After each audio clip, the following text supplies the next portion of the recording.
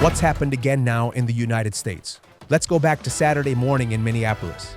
Alex Pretti, a 37-year-old intensive care nurse who works in the city hospital's veterans unit, is on the street with his phone in his hand.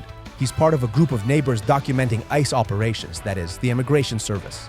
These will surely sound very familiar to you because 3 weeks ago, Renee Gutt, another American woman, 37 years old, was murdered while she was in her car. So why exactly is she recording? Mainly to detect possible abuse and prevent the officers from getting out of hand. It's 8:50 in the morning, and with whistles, about 15 neighbors gather on that street. Meanwhile, federal agents are surrounding vehicles, banging on windows, searching for Jose Huerta Chuma, an undocumented immigrant with a criminal record. In videos posted online, Alex is seen directing traffic while recording with his phone. Then an agent approaches him, puts a hand on his chest, and pushes him back. But still, Alex keeps recording, talking to the agent by the side of the sidewalk. Just then, another ICE agent arrives and shoves a woman next to him to the ground. Alex raises his hand where he didn't have his phone and tries to make her stand up, but the officer sprays him with tear gas and Alex is forced to his knees, thrown to the ground. At that moment, at least 6 other officers pile on him as Alex is resisting. In the middle of that struggle, pay close attention because this is important. Another officer emerges from the group, approaches, reaches for Alex's back, and pulls out a pistol he was carrying, taking it away as a precaution. All this is witnessed by another officer who gets confused, believing it's actually Alex's hand grabbing the weapon, or who knows why, and without a second thought, he draws his gun, shouts, "He has a gun," and fires 10 shots, killing him instantly.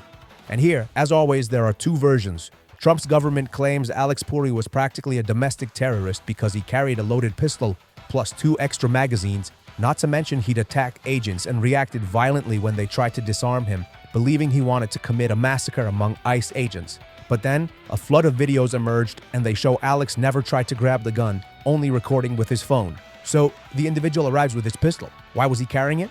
Well, the Minneapolis police have already confirmed that Alex had a permit for carrying concealed firearms, even during protests, something that is totally legal there, and he could also be recording the police while they were working. But the FBI director has said no, that you cannot go to a protest with a loaded firearm and several magazines. And of course, this creates a tricky situation because Republicans are the biggest defenders of the right to bear arms, and now they're saying no. What is clear is that this second death in Minneapolis at the hands of ICE agents in less than a month has made the streets ignite even more, with a ton of protests demanding immigration agents leave. By the way, Trump has already said they will leave at some point, but he hasn't specified the date. What do you say?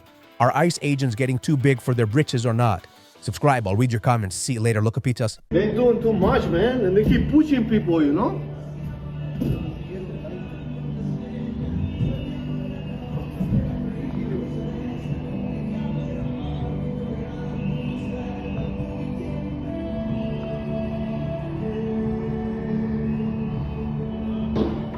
Oh shit!